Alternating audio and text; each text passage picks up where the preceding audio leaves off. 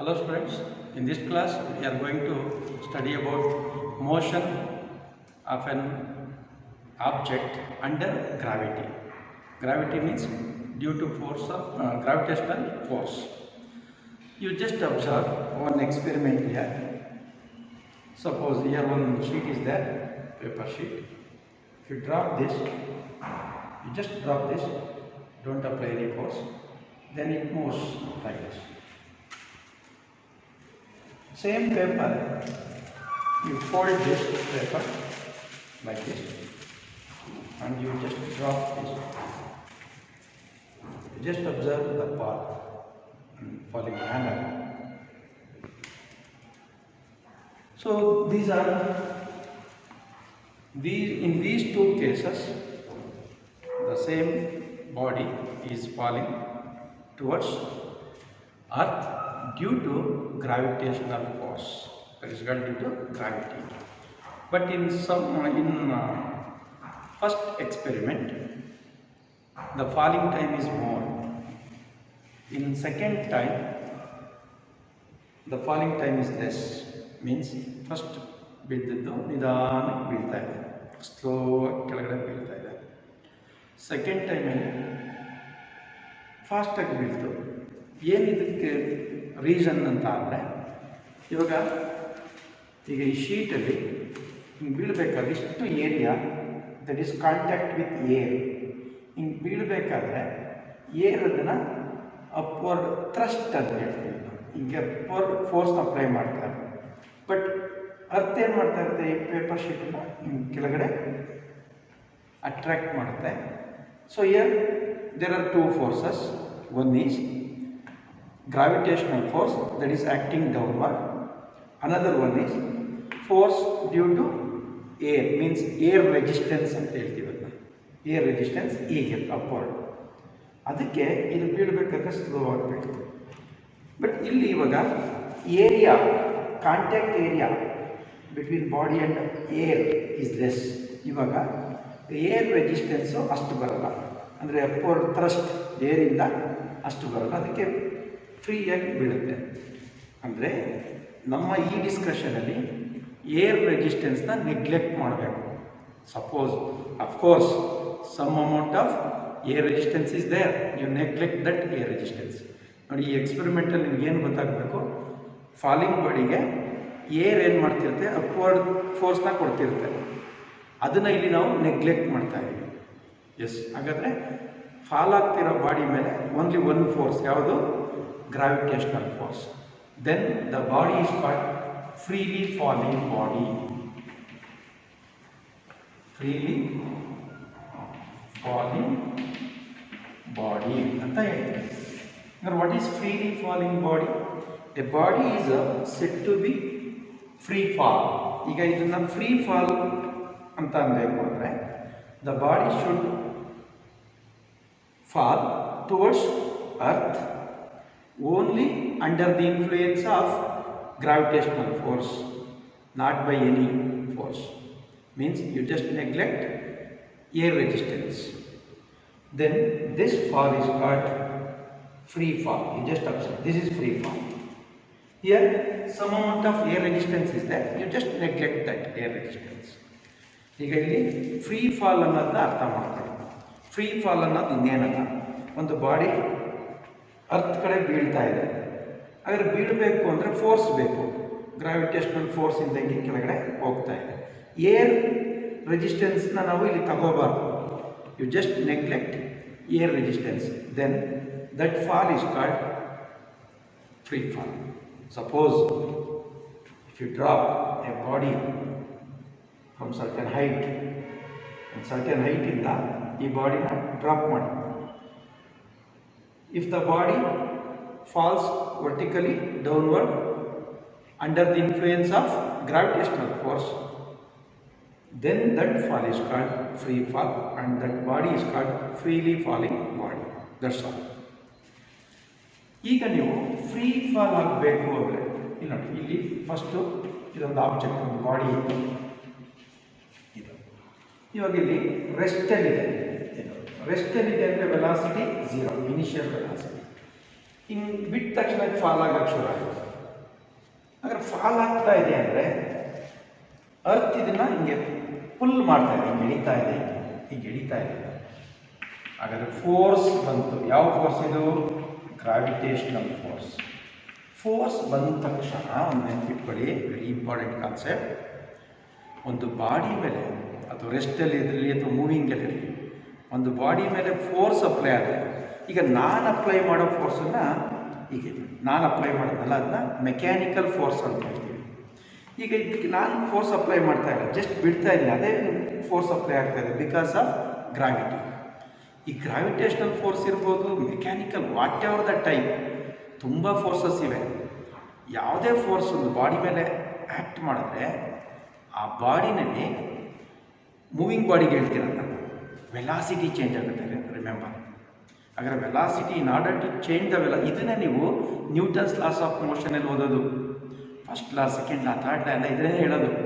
ಹಾಗಾದರೆ what is the significance of force ಅಂತ ಅಲ್ಲಿ ಅರ್ಥ ಆಗುತ್ತೆ. ಫೋರ್ಸ್ ಅಪ್ಲೈ ಮಾಡಿದ್ರೆ ಒಂದು ಬಾಡಿ, ಈಗ ರೆಸ್ಟಲ್ಲಿದೆ, ಫಾರ್ ಎಕ್ಸಾಂಪಲ್ ನಿಮ್ಮ ಫ್ರೆಂಡ್ ನಿಂತಿರ್ತಾನೆ, ನೀವು ಹೋಗಿ ಅವನ್ನ ಪುಷ್ ಮಾಡಿದ್ರೆ ಅವ್ನು ಮೂವ್ ಆಗ್ತಾನೆ.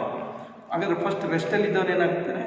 ಮೂವ್ಮೆಂಟ್ ಬಂತು. ಮೂವ್ಮೆಂಟ್ ಅಂದರೆ ವೆಲಾಸಿಟಿ ಬಂತು. ಇವಾಗ ಅಂದರೆ ಒಂದು ಬಾಡಿ ಮೇಲೆ ಫೋರ್ಸ್ ಅಪ್ಲೈ ಅಥವಾ ಮೂವಿಂಗ್ ಬಾಡಿಗೆ ಆಪೋಸಿಟಾಗಿ ಫೋರ್ಸ್ ಅಪ್ಲೈ ಮಾಡಿದ್ರೆ ಸ್ಟಾಪ್ ಆಗುತ್ತೆ, ನೆನ್ಪಿಟ್ಕೊಳ್ಳಿ.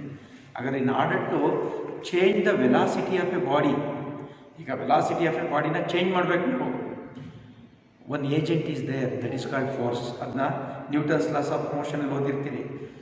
ಇಲ್ಲಿ ನಾವು ಕಾಸ್ ಆಫ್ ಮೋಷನ್ ಸ್ಟಡಿ ಮಾಡ್ತಿಲ್ಲ, ಮೋಷನ್ ಇನ್ ಎ ಸ್ಟ್ರೈಟ್ ಲೈನಲ್ಲಿ, ಬಟ್ ಈ ಪಾರ್ಟಲ್ಲಿ ಬೇಕು ಅದಕ್ಕೆ. ಅದು ಕಾಸ್ ಆಫ್ ಮೋಷನ್ನ ಸ್ಟಡಿ ಮಾಡೋದು ಡೈನಮಿಕ್ಸು. ಇಲ್ಲಿ ನಾವು in what manner the body moves, straight ಲೈನಾ, ಸರ್ಕ್ಯುಲರಾ, ಕೈನಮ್ಯಾಟಿಕ್ಸ್ ಇದೆ motion in a straight line. But ಈ ಪಾರ್ಟಲ್ಲಿ ಮೋಷನ್ ಅಂದರೆ ಗ್ರಾವಿಟಿ ಪಾರ್ಟಲ್ಲಿ ಇದು ನಾವು ಸ್ವಲ್ಪ ಹೇಳಬೇಕು, ಯಾವ ಕಾಸು ಇಂಪಾರ್ಟೆಂಟ್ ಇದೆ. ಹಾಗಾದರೆ ಈಗ ರೆಸ್ಟಲ್ಲಿರೋ ಬಾಡಿ ಫಾಲ್ ಆಗ್ತಾ ಇದೆ ಅಂದರೆ ಅದ್ರ ಮೇಲೆ ಫೋರ್ಸ್ ಅಪ್ಲೈ ಆಯಿತು, ವೆಲಾಸಿಟಿ ಚೇಂಜ್ ಆಯಿತು. ರೆಸ್ಟಲ್ಲಿದ್ದಾಗ ವೆಲಾಸಿಟಿ 0 ಆಯಿತು, ವಿ ಅಂತ 0 ಆಯಿತು. ಇವಾಗ ಅಬ್ಸರ್ವ್ ಮಾಡಿ, 1 ಸೆಕೆಂಡ್ ಟ್ರಾವೆಲ್ ಮಾಡಿದ್ರೆ, ಇಂಪಾರ್ಟೆಂಟು, ಇಲ್ಲಿಂದ 1 ಸೆಕೆಂಡ್ ಟ್ರಾವೆಲ್ ಮಾಡ್ತಾರೆ. ಈಗ ಇದ್ರ ವೆಲಾಸಿಟಿ 0 ಇತ್ತಲ್ಲ, 9.8 ಮೀಟರ್ ಪರ್ ಸೆಕೆಂಡ್ ಆಗಿಬಿಡುತ್ತೆ ಇಲ್ಲಿ ವೆಲಾಸಿಟಿ 1 ಸೆಕೆಂಡ್ಗೆ. 2 ಸೆಕೆಂಡ್ಗೆ ಅಂದರೆ ಇಲ್ಲಿಂದ 2 ಸೆಕೆಂಡ್ಗೆ, ಇದು ಮತ್ತೆ 1 ಸೆಕೆಂಡ್ಗೆ, ಇದು 1 ಸೆಕೆಂಡ್ ಆಯಿತು. 2 ಸೆಕೆಂಡ್ಗೆ 9.8 ಇತ್ತಲ್ಲ, ಅದು 19.6 ಮೀಟರ್ ಪರ್ ಸೆಕೆಂಡ್ ಆಯಿತು. ಇಲ್ಲಿ ಎಷ್ಟಿತ್ತು velocity? 0. After 1 second 9.8 meter per second ಆಯಿತು ವೆಲಾಸಿಟಿ. ಆಫ್ಟರ್ 1 ಸೆಕೆಂಡ್ 19.6 ಆಯಿತು. ನೆಕ್ಸ್ಟ್ 1 ಸೆಕೆಂಡ್ಗೆ ಅಂದರೆ 3 ಸೆಕೆಂಡ್ಗೆ ಇದು 29.4 ಮೀಟರ್ ಪರ್ ಸೆಕೆಂಡ್ ಆಯಿತು. ಹೀಗೆ ಫಾಲ್ ಆಗೋವರೆಗೂ ವೆಲಾಸಿಟಿ ಗೋಸ್ ಆನ್ ಇನ್ಕ್ರೀಸಸ್. ಯಾರಿಂದ ವೆಲಾಸಿಟಿ ಇನ್ಕ್ರೀಸ್ ಆಗ್ತಿರೋದು? ಗ್ರಾವಿಟೇಷನಲ್ ಫೋರ್ಸಿಂದ. ಈಗ ಇನ್ನೊಂದು ಕಾನ್ಸೆಪ್ಟ್ ಅರ್ಥ ಮಾಡ್ಕೊಳ್ಳಿ. ಈಗ ಫಾಲಿಂಗ್ ಬಾಡಿಗೆ ವೆಲಾಸಿಟಿ ಇನ್ಕ್ರೀಸ್ ಆಗ್ತಿದೆಯಾ? ಎಸ್. ಇಲ್ಲೆಷ್ಟಿತ್ತು ವೆಲಾಸಿಟಿ? 0. 1 ಸೆಕೆಂಡ್ ಆದಮೇಲೆ 9.8 meter per second. 2 second, after 2 second the velocity becomes 9.6. After 3 seconds, the velocity becomes 29.4. After 4 seconds, 39.2 meter per second. ಈಗ ಫಾಲ್ ಆಗ್ತಾನೆ, ಎಷ್ಟು ಸೆಕೆಂಡ್ ಟ್ರಾವೆಲ್ ಆಗುತ್ತೋ ಅಷ್ಟು. ಹಾಗಾದರೆ ಜಸ್ಟ್ ಇವಾಗ ವೆಲಾಸಿಟಿ ಇನ್ಕ್ರೀಸ್ ಆಗ್ತಾ ಇದೆ ಅಂತ ಬಂತು. For a freely falling body you just neglect the air resistance. ಅವಾಗ ಇದೆಲ್ಲ ಆಗುತ್ತೆ. ಏರ್ ಏನು ಅಪೋಸ್ ಮಾಡ್ತಿಲ್ಲ ಅಂತ ಒಂದು ಕಾನ್ಸೆಪ್ಟ್ ಇಟ್ಕೋಬೇಕು. ಎಸ್, ಇವಾಗ ಬನ್ನಿ, ಈ ವೆಲಾಸಿಟಿ ಇನ್ಕ್ರೀಸ್ ಆಗೋಕ್ಕೆ which force is acted on body? Gravitational force. Gravitational force produces the acceleration on A falling body. ಹಾಗಾದರೆ ಫಾಲಿಂಗ್ ಬಾಡಿಗೆ ಆಕ್ಸಲರೇಷನ್ ಬಂತು. ರಿಮೆಂಬರ್, ಆಕ್ಸಲರೇಷನ್ ಯಾವಾಗ ಬರುತ್ತೆ ಗೊತ್ತಲ್ವಾ? ವೆಲಾಸಿಟಿ ಇನ್ಕ್ರೀಸ್ ಆದರೆ ಆರ್ ಡಿಕ್ರೀಸ್ ಆದರೆ. ಹಿಯರ್ ವೆಲಾಸಿಟಿ ಇನ್ಕ್ರೀಸ್ ಆಗ್ತಾ ಇದೆ, ಆಕ್ಸಲರೇಷನ್ ಬಂತು. ಇನ್ what manner velocity will be increased ಅಂತ ನೋಡಿ. ಇಲ್ಲಿ ಇವಾಗ ನಾವು ಸ್ಟಾರ್ಟ್ ಮಾಡೋದನ್ನ 0 ಸೆಕೆಂಡ್ ಅಂತ ಅಂತಾರೆ. Observation time 0 second. 0 second start ಮಾಡಿದಾಗ velocity is how much? 0 meter per second. Yes, 1 second complete ಆಯಿತು. ನಾವು velocity becomes 9.8 meter per second. ಇವಾಗ change in velocity ನೋಡಿ. Change in velocity ಇದ್ರೆ for these two, this is final, that is initial. 9.8 minus 0 is equal to 9.8 meter per second. That is change in velocity. Time taken ಇಲ್ಲಿಂದ 0 second ಇಂದ 1 second. Time taken is delta t is 1 second. So ಇವಾಗ ಇಲ್ಲಿಂದ ಇಲ್ಲಿಗೆ velocity change ಆಯಿತು, time ತಗೊಳ್ತು, acceleration ಬಂತು. ಇವಾಗ acceleration is nothing but change in velocity divided by time taken. Acceleration is 9.8 meter per second divided by time taken is 1 second, that is 9.8 meter per second ಇದೆ meter per second square. Now acceleration becomes 9.8 meter per second square. Next interval ನೋಡೋಣ. ಇಲ್ಲಿಂದ ಇಲ್ಲಿ from 1 second to 2 second. ಇಲ್ಲಿಂದ ಇಲ್ಲಿಗೆ time interval delta T is equal to 1 second. 1 second ಇಂದ 2 ಆಯಿತು. Time interval is 1 second. Time ತಗೊಳ್ತೀವಿ ಅಂದರೆ body ಇಲ್ಲಿಂದ ಇಲ್ಲಿಗೆ ಬರೋಕ್ಕೆ 1 second ತಗೊಳ್ತು. ಹಾಗಾದ್ರೆ ಇಲ್ಲಿಗೆ ಬಂದಾಗ ಎಷ್ಟಾಯಿತು ವೆಲಾಸಿಟಿ? 19.6. ಇಲ್ಲಿ ಎಷ್ಟಿತ್ತು? 9.8. Change in velocity 19.6 minus 9.8 minus ಮಾಡಿದ್ರೆ 9.8 meter per second. This is change in velocity. अगर acceleration change in velocity divided by time taken. Change in velocity is 9.8 meter per second divided by time taken is 1 second. 1 second we can get 9.8 meter per second. ಅದೇ ಥರ ಇದಕ್ಕೂ ಹಾಗೆ ಬರುತ್ತೆ ಆಕ್ಸಲರೇಷನ್ನು 9.8 meter per second. ಅದೇ ಥರ ಇದೆ. ಹಾಗಾದರೆ ಈಗ ಆಕ್ಸಲರೇಷನ್ನು ಕಾನ್ಸ್ಟೆಂಟ variable? Constant. Remember, for a freely falling body acceleration ಬಂತು. ಆಕ್ಸಲರೇಷನ್ ಬರಬೇಕು ಅಂದರೆ ವೆಲಾಸಿಟಿ ಇನ್ಕ್ರೀಸ್ ಆಗ್ತದೆ. ಹೇಗೆ? ಈಕ್ವಲ್ ಇಂಟರ್ವಲ್ ಆಫ್ ಟೈಮಲ್ಲಿ equal amount of velocity increase ಆಗ್ತದೆ. Therefore can get uniform acceleration. Remember, ಈ ಕಾನ್ಸೆಪ್ಟ್ಸ್ ಎಲ್ಲ ತುಂಬ ಇಂಪಾರ್ಟೆಂಟು. ನೆಕ್ಸ್ಟ್ ಇವಾಗ ಆಕ್ಸಲರೇಷನ್ ಬರ್ತಿರೋದು ನೀವು ಅಪ್ಲೈ ಮಾಡೋ ಫೋರ್ಸಿಂದನ ಗ್ರಾವಿಟೇಷನಲ್ ಫೋರ್ಸಿಂದನ? Because of gravitational force. ಹಾಗಾದರೆ ಈ ಆಕ್ಸಲರೇಷನ್ ಇದೆಯಲ್ಲ ಇದು, this is called acceleration due to gravity. Acceleration due to gravity ಇದನ್ನೇ. This is acceleration due to gravitational force. ಅದಕ್ಕೆ ಫ್ರೀಲಿ ಫಾಲಿಂಗ್ ಬಾಡಿನಲ್ಲಿ ಎ ಆಕ್ಸಲರೇಷನ್ ಅನ್ನ it is nothing but acceleration due to gravity G ಅಂತ represent ಮಾಡೋದು. Remember, ಇನ್ಮೇಲೆ freely falling ಬಾಡಿಗೆ acceleration ತಗೋಬೇಕು ಅಂದರೆ that is nothing but 9.8 meter per second square. ಅದನ್ನು denoted by the letter small G. Instead of taking a G ಅಂತ ತಗೊಳ್ಳಿ. ಮತ್ತೆ ಇವಾಗ ಇನ್ನೊಂದು ಕನ್ಸಿಡರ್ ಮಾಡಬೇಕು, ಡೈರೆಕ್ಷನ್. ಈಗ ಈ ಬಾಡಿನ ಫಾಲ್ ಆಗ್ತಾ ಇದೆ ಅಂದರೆ there is a gravitational force that is acting towards earth. Earth ಕಡೆ ಆಕ್ಟ್ ಮಾಡ್ತಾ ಇದೆ. ಹಾಗಾದರೆ ಡೌನ್ವರ್ಡ್ ಬಾಡಿ ಇದೆ, ಇದು ಡೌನ್ವರ್ಡ್ ಫೋರ್ಸ್ ಇದೆ. ಇದಕ್ಕೆ gravitational force is always acting towards the centre of the earth.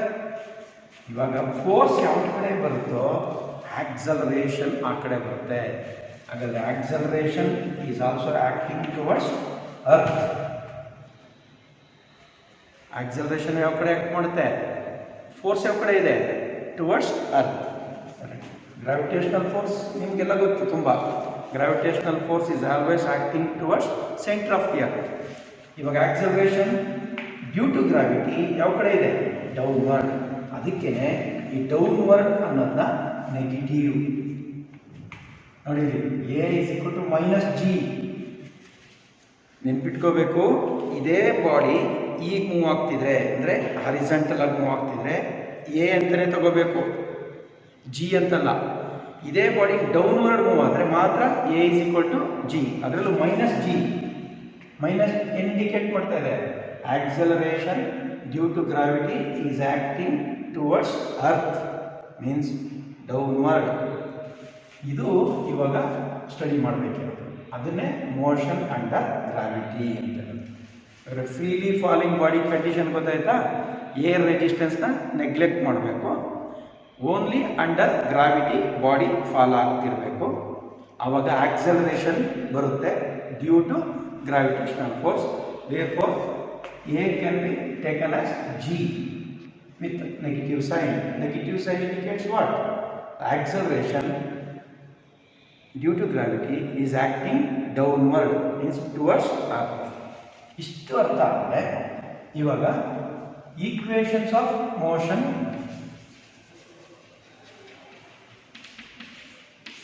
Under gravity study ಮಾಡೋಣ. Equations of motion under gravity. ಈಗ ಜನರಲ್ ಆಗಿ we have 3 equations of motion. One is V is equal to V0 plus AT. Next one, x is equal to V0 t plus half AT square. Then last one, V square equals V0 square plus 2AX. Here what is V? Final velocity. V0 initial velocity, A is acceleration, T time taken, X is displacement. You just convert this equation under for motion under gravity. You just observe this. Before dropping, the body is at rest. Is it right? ನೀವು ಬೀಳೋದು ಅಂದರೆ drop ಮಾಡೋಕ್ಕಿಂತ ಮೊದಲು body ರೆಸ್ಟಲ್ಲಿ ಇತ್ತಲ್ವಾ, ಹಾಗಾದ್ರೆ initial velocity ಯಾವಾಗಲೂ 0 ಅಂತ ತಗೋಬೇಕು. For freely falling body first ಇರುತ್ತಲ್ಲ ಇದಕ್ಕೆ ವೆಲಾಸಿಟಿಗೆ ಎಷ್ಟಿದೆ? 0 ಇನಿಷಿಯಲ್ ವೆಲಾಸಿಟಿ. ಅದಾದಮೇಲೆ 1 ಸೆಕೆಂಡ್ ಟ್ರಾವೆಲ್ ಮಾಡ್ತಾ 2 ಸೆಕೆಂಡಾ 3 ಸೆಕೆಂಡಾ ಅದನ್ನು ನೋಡ್ಕೊಳ್ಳಿ. 1 ಸೆಕೆಂಡ್ ಟ್ರಾವೆಲ್ ಮಾಡಿದ್ರೆ 9.8 ಆಗುತ್ತೆ, 2 ಸೆಕೆಂಡ್ ಟ್ರಾವೆಲ್ ಮಾಡಿದ್ರೆ 19.6 ಅದನ್ನು ನೋಡೋಣ. ಫೈನಲ್ ವೆಲಾಸಿಟಿ ಫಾರ್ ಎಕ್ಸಾಂಪಲ್ ನಾವು 2 ಸೆಕೆಂಡ್ ಟ್ರಾವೆಲ್ ಮಾಡ್ತೀವಿ, ಇಲ್ಲಿ ಇದೆ ಫೈನಲ್ ವೆಲಾಸಿಟಿ 0 ಸೆಕೆಂಡಿಂದ 2 ಸೆಕೆಂಡ್. ಹಾಗಾದ್ರೆ ಇಲ್ಲಿ ಎಷ್ಟಿತ್ತು ವೆಲಾಸಿಟಿ? Initial velocity 0, final 19. ಅಕಸ್ಮಾತ್ 3 ಸೆಕೆಂಡ್ ಬಂದರೆ 29.4 ಆ ಥರ. ಹಾಗಾದರೆ final velocity is not equal to 0. But ಎಲ್ಲಿವರೆಗೆ ತಗೋಬೇಕು ಅಂತ, ಇದು ಈಗ ಫಾರ್ ಎಕ್ಸಾಂಪಲ್ ಇದು ಬೀಳ್ತಾ ಇದೆ, ಈಗ ಅಲ್ಲಿ ರೆಸ್ಟ್ಗೆ ಬಂದ್ಬಿಡ್ತು. ಈಗ ಅದ್ರ ವೆಲಾಸಿಟಿ ಫೈನಲ್ ವೆಲಾಸಿಟಿ 0 ಅಂತ ತಗೋಬಾರ್ದು. You just before touch the ಗ್ರೌಂಡ್ನ ಟಚ್ ಮಾಡೋಕ್ಕಿಂತ ಮೊದಲು ತಗೋಬೇಕು. That is final velocity. ಹಾಗಾದ್ರೆ ಇವಾಗ ಇದು 0 ಮೀಟರ್ ಪರ್ ಸೆಕೆಂಡ್ ಇದೆ ಇನಿಷಿಯಲ್ ವೆಲಾಸಿಟಿ. ಹಿಂಗೆ ಬೀಳ್ತಾ ಇದೆ. ಲಾಸ್ಟ್ ನಿಮಗೆ ಬಿಫೋರ್ ಟಚ್ ದ ಗ್ರೌಂಡ್ ಇರುತ್ತಲ್ಲ ವೆಲಾಸಿಟಿ, ಅದು ಫೈನಲ್ ವೆಲಾಸಿಟಿ. ಗ್ರೌಂಡಿಗೆ ಟಚ್ ಆದಮೇಲೆ ರೆಸ್ಟಿಗೆ ಬಂದ್ಬಿಡುತ್ತೆ, ತಗೋಬಾರ್ದು. ಎಸ್, ಹಾಗಾದ್ರೆ ಇವಾಗ ಏನೇನು ಚೇಂಜ್, ಮತ್ತೆ ವೆಲಾಸಿಟಿ ಇನ್ಕ್ರೀಸ್ ಆಯಿತು, 0 ಇದ್ದಿದ್ದು ಆಕ್ಸಲರೇಷನ್ ಬಂತು. That is called acceleration due to gravity. For a freely falling body acceleration is due to gravitational force, therefore that is called acceleration due to gravity. ಅಷ್ಟೇ, ಇನ್ನೇನಿಲ್ಲ. ಅದ್ರ ವ್ಯಾಲ್ಯೂ ಕಾನ್ಸ್ಟೆಂಟು 9.8. ಮತ್ತು ಇದು condition ಇದೆ, ಎಷ್ಟು ಹೈಟಿಂದ ಬಿದ್ದರೆ ಆಕ್ಸಲರೇಷನ್ ಕಾನ್ಸ್ಟೆಂಟ್ ಇರುತ್ತೆ ಅಂತ.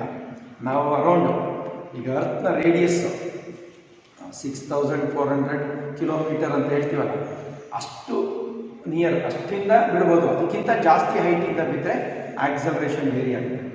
ಅಂದರೆ ಸದ್ಯ ನಾವು ನಮ್ಮ ಚಾಪ್ಟ್ರಲ್ಲಿ 1 ಕಿಲೋಮೀಟರ್ ಅಂತ 1 ಕಿಲೋಮೀಟರ್ ಹೈಟಿಂದ ಬಿದ್ದರೆ ಏನಾಗಲ್ಲ, ಏನಂದ್ರೂ G ಅಂತಲೇ ತಗೋಬೇಕು ಹೈಟು. ಈಗ ನಾವು ವೇರಿಯೇಷನ್ ಆಫ್ G ಅಂತ ಬರುತ್ತೆ ಗ್ರಾವಿಟೇಷನ್ ಚಾಪ್ಟ್ರಲ್ಲಿ, ಅದೆಲ್ಲ ಡಿಸ್ಕಸ್ ಮಾಡ್ತಿಲ್ಲ ನಾವು.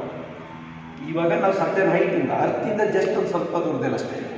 ಹಾಗಾದ್ರೆ G is constant. Remember, the value of G is 9.8 meter per second square.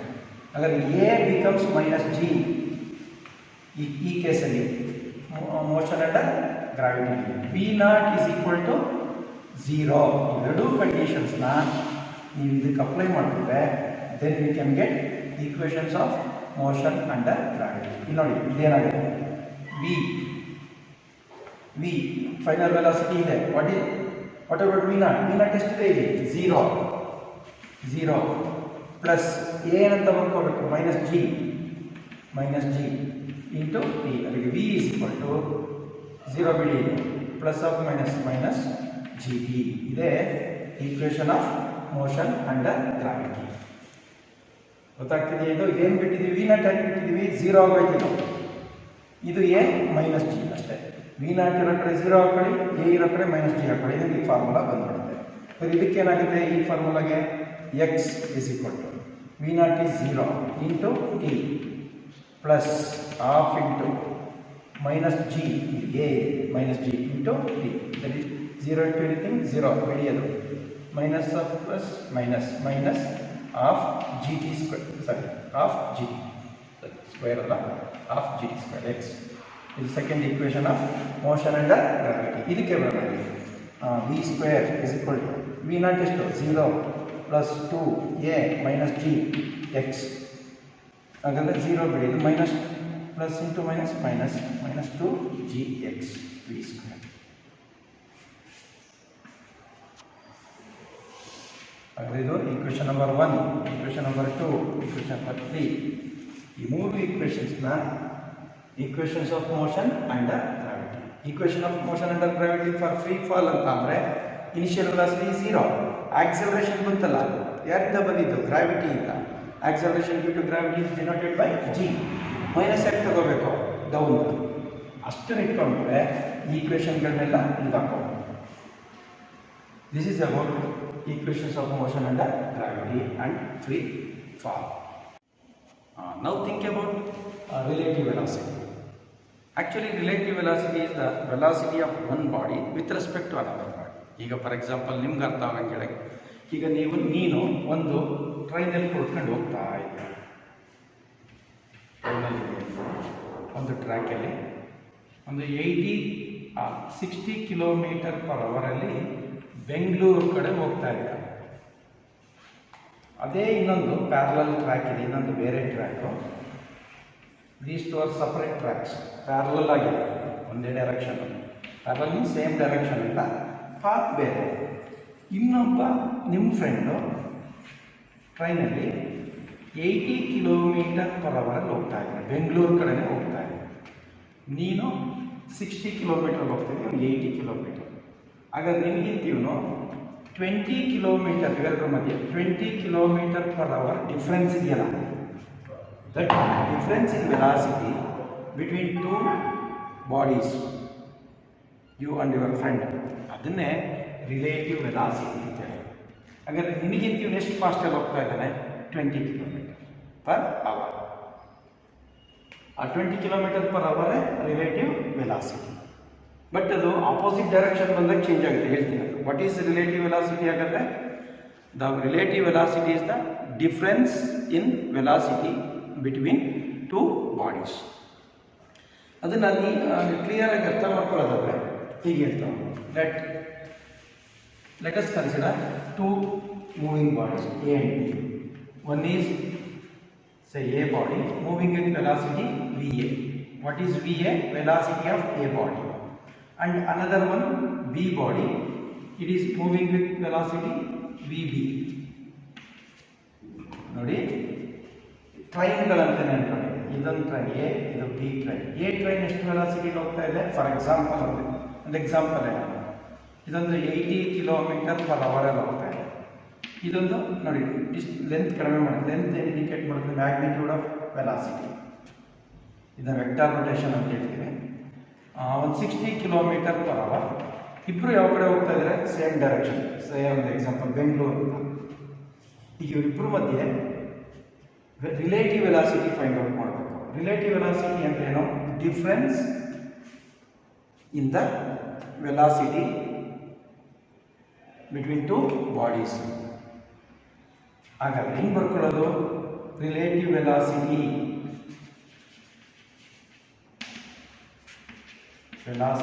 ಯಾವ ಬಾಡಿದು? ಎ ಬಾಡಿದು ವಿತ್ ರೆಸ್ಪೆಕ್ಟ್ ಟು ಅಂತ. ಯಾವ ಬಾಡಿಗೆ ಸಂಬಂಧಪಟ್ಟಂಗೆ? B body. ನೋಡಪ್ಪ, ಎ ಬಾಡಿ ವೆಲಾಸಿಟಿ ಬಿ ಬಾಡಿಗೆ ಸಂಬಂಧಪಟ್ಟಂಗೆ ಎಷ್ಟಿದೆ ಅಂತ. ಈಗ 80 ಕಿಲೋಮೀಟರ್ ಪರ್ ಅವರ್ ಅಂದರೆ ಆಲ್ರೆಡಿ ಬಿನೂ 60 ಕಿಲೋಮೀಟರ್ ಪರ್ ಅವರ್ ಹೋಗ್ತಾ ಇದೆ. ಇದಕ್ಕೆ ಸಂಬಂಧಪಟ್ಟಂಗೆ ಹೇಳೋದಾದ್ರೆ 20 ಅಂತ ಹೇಳಬೇಕಾಗುತ್ತೆ. That is equal to difference ತಗೋಬೇಕು, velocity of A minus velocity of B. ಇದನ್ನ ಹೆಂಗೆ ಬರ್ಕೊಳ್ಳೋದು? ವಿ ಎ ಬಿ ಅಂತ ಬರ್ಕೊಳ್ಳಿ. Velocity of A with respect to B, say V A minus V B. V ಎಷ್ಟಿದೆ? 80 kilometre per hour minus 60 kilometre per hour. ಎಷ್ಟು ಬಂತು? 20 kilometre per hour. ಈ ಥರದ ಫಾರ್ಮುಲಾ, ಈ ಥರದ ಪ್ರಾಬ್ಲಮ್ಸ್ನೆಲ್ಲ ಸಾಲ್ವ್ ಮಾಡೋದು. ಈಗ ಜಸ್ಟ್ ಮೈನಸ್ ಮಾಡೋದು ಅಂತ ಅನ್ಕೊಂಡು ಡಿಫ್ರೆನ್ಸ್ ಅದ higher minus lower value. Yes, ಇದೇ ಟೂ ಬಾಡೀಸಲ್ಲಿ ವೆಲಾಸಿಟಿ ಹೀಗೆ ಇದೆ, ಬಟ್ ಆಪೋಸಿಟ್ ಆಗಿ ಹೋಗ್ತಾ ಇದೆ ಒಂದು. ಅವಾಗ ಏನು ಮಾಡೋದು? ಇವಾಗ ಇದು ಒಂದು case, if the two bodies are moving in same direction ಇದೆ, ಪಾತ್ ಪಕ್ಕ ಇದೆ, ಸೇಮ್ ಡೈರೆಕ್ಷನ್. ಅವಾಗ ಈಗ ಈಗ ಈ ಫಾರ್ಮುಲಾ ತಗೋಬೇಕು. ಅಂದರೆ ಜನರಲ್ ಫಾರ್ಮುಲಾ ಏನು ಇದಕ್ಕೆ? Velocity of A with respect to B is equal to V A minus V B. Next ನೋಡಿ, ಎ ಬೆಂಗಳೂರು ಕಡೆನೇ ಹೋಗ್ತಾ ಇದೆ, A train with respect to B. ಹಾಗಾದರೆ V A is equal to 80 km/h. B train ಏನಾಗ್ತದೆ? ಮೈಸೂರು ಕಡೆ ಹೋಗ್ತಾ ಇದೆ, ಈಗ ಆಪೋಸಿಟ್ ಆಗಿ ಪ್ಯಾರಲಲ್ ಆಗಿ. ಇದು ವಿ ಬಿ ಬಾಡಿ. ಇದು ನೀನೇನು ಮಾಡ್ಕೋಬೇಕು? ಡೈರೆಕ್ಷನ್ ಎಷ್ಟು ವೆಲಾಸಿಟಿ? 60 km/h. ಇವಾಗ ನೀನು velocity of A with respect to B ತಗೋಬೇಕು. 1 ಸೆಕೆಂಡ್ ಡಿಫ್ರೆನ್ಸೇ ತಗೋಬೇಕು. ಬಟ್ ಇಲ್ಲಿ ನೋಡಿ ಹೆಂಗೆ ತಗೊಳ್ಳೋದು ಅಂತ. ಇದನ್ನು ಫಸ್ಟ್ ನೀನು ಡೈರೆಕ್ಷನ್ ಮ್ಯಾಗ್ನಿಟ್ಯೂಡ್ ಏನೋ ಚೇಂಜ್ ಮಾಡಬೇಡ. You don't change any magnitude, you just reverse the direction. ಅಂದರೆ ಇಲ್ಲಿದ್ದ ಹಿಂಗೆ ತಿರುಗಿಸ್ಕೊ. ಅಂದರೆ ಮೈಸೂರು ಕಡೆ ಹೋಗ್ತಿದ್ದ ಎಕ್ಸಾಕ್ಟ್ ಬೆಂಗಳೂರಿಗೆ. ಅವಾಗ ಏನಾಗುತ್ತೆ? ಈಗ ತಿರುಗಿ ಬಂದಿದ್ದು. ಈಗ ಈ ಬಿ ಬಾಡಿ ಹಿಂಗೆ ಹೋಗ್ತಾ ಇದೆ ಅಂದರೆ ಡೈರೆಕ್ಷನ್ ಏನಾಯಿತು? ಫಾರ್ ಎಕ್ಸಾಂಪಲ್ ವೆಸ್ಟ್ ಇದ್ದಿದ್ದು ಈಗ ಇದು ವೆಸ್ಟ್ ಕಡೆ ಹೋಗ್ತಾ ಇದೆ, ಈಸ್ಟ್ ಕಡೆ ಬಂತು. ಈಸ್ಟ್ ಅಂದರೆ ಈಗ exact opposite. Minus V B ಅಂತ ತಗೋಬೇಕಿಲ್ಲ. Minus V B. ಯಾಕೆ ಮೈನಸ್ ವಿ ಬಿ? ಗಿವನ್ ಡೈರೆಕ್ಷನ್ಗೆ ಎಕ್ಸಾಕ್ಟ್ ಆಪೋಸಿಟ್ ತಗೊಂಡಿದ್ದೀವಿ. ಇವಾಗ velocity of A with respect to B ಏನಾಗುತ್ತೆ? ಏನು ತಗೋಬೇಕು ಅಂತ ಹೇಳಿದೆ? Difference V A minus V B. Minus V B ಅಂದರೆ ವಿ ಬಿ ಏನಾಗಿದೆ? Minus of V B. ಅಲ್ಲಿಗೆ ಏನಾಯಿತು? V A plus V B ಆಯಿತು ನೋಡಿ. ಅಲ್ಲಿಗೆ 80 + 60 140 km/h ಆಯಿತು velocity of A with respect to B. ನೀವು ಅಬ್ಸರ್ವ್ ಮಾಡಿರ್ಬೋದು, ನಿಮ್ಮ ಟ್ರೈನಿಂಗ್ ಹೋಗ್ತಾ ಇದೆ ಬೆಂಗಳೂರು ಕಡೆ, ಆಪೋಸಿಟ್ ಆಗಿ ಬರೋ ಟ್ರೈನ್ ಸ್ಲೋ ಆಗಿದ್ರು ನಿಮ್ಗೆ ಏನು ಅನಿಸುತ್ತೆ? ಅದು ಫಾಸ್ಟ್ ಅನಿಸುತ್ತೆ. ಅದೇ ಥರ ಅವ್ರಿಗೂ ನೀವು ಹೋಗ್ತಿರೋದು ಫಾಸ್ಟ್ ಅನಿಸುತ್ತೆ. ಆಪೋಸಿಟ್ ಇದ್ದಾಗ ರಿಲೇಟಿವ್ ವೆಲಾಸಿಟಿ ಏನಂತ ಬರ್ಕೋಬೇಕು? ಇವೆರಡರದ್ದು ಆ್ಯಡ್ ಮಾಡ್ಕೋಬೇಕು. ಸೇಮ್ ಡೈರೆಕ್ಷನ್ ಇದ್ದರೆ ಮೈನಸ್ ಮಾಡ್ಕೋಬೇಕು. This is about relative velocity. ಮತ್ತು ಇಲ್ಲಿಗೆ ಈ ಚಾಪ್ಟರ್ ಕಂಪ್ಲೀಟ್ ಆಗಿತ್ತು. ಇದ್ರ ಮೇಲೆ ನಾನು ಪ್ರಾಬ್ಲಮ್ಸ್ ಮಾಡ್ತೀನಿ ನೆಕ್ಸ್ಟ್ ವಿಡಿಯೋನಲ್ಲಿ. ಮತ್ತು 1 ಮಾರ್ಕ್ 2 ಮಾರ್ಕ್ 3 ಮಾರ್ಕ್ಸ್ 5 ಮಾರ್ಕ್ಸ್ ಕ್ವಶನ್ಸ್ಗಳನ್ನ ಕೊಡ್ತೀನಿ. ಅದನ್ನೆಲ್ಲ ತರವಾಗಬೇಕು. ಅದ್ರ ಮೇಲೆ ಟೆಸ್ಟ್ ಇರುತ್ತೆ. 5 ಮಾರ್ಕ್ಸ್ ಅಂದರೆ ನೀವು ವಿ ಟಿ ಗ್ರಾಫ್ ಯೂಸ್ ಮಾಡ್ಕೊಂಡು ಡಿರೈವ್ ಮಾಡಿದ್ದೀರಲ್ಲ, V is equal to V naught plus A T, ಆ ಥರದ್ದು 3 ಡಿರೈವೇಷನ್ಸ್ ಇಂಪಾರ್ಟೆಂಟು. ಇನ್ನು ಮಿಕ್ಕಿದ್ದೆಲ್ಲ definitions, define velocity, define speed, ಆ ಥರದ್ದು. ಮತ್ತು distinguish between velocity and speed, ಆ ಥರದ್ದೆಲ್ಲ ಬರುತ್ತೆ. ಸೊ ಇಷ್ಟು ಈ ಚಾಪ್ಟರು. ನೆಕ್ಸ್ಟ್ ಕ್ಲಾಸಲ್ಲಿ ಪ್ರಾಬ್ಲಮ್ಸ್ ರಿಗಾರ್ಡಿಂಗ್ ಏನು ಈಕ್ವೇಷನ್ಸ್ ಆಫ್ ಮೋಷನ್ ವರ್ಕ್ ಮಾಡೋಣ. Okay, thank you.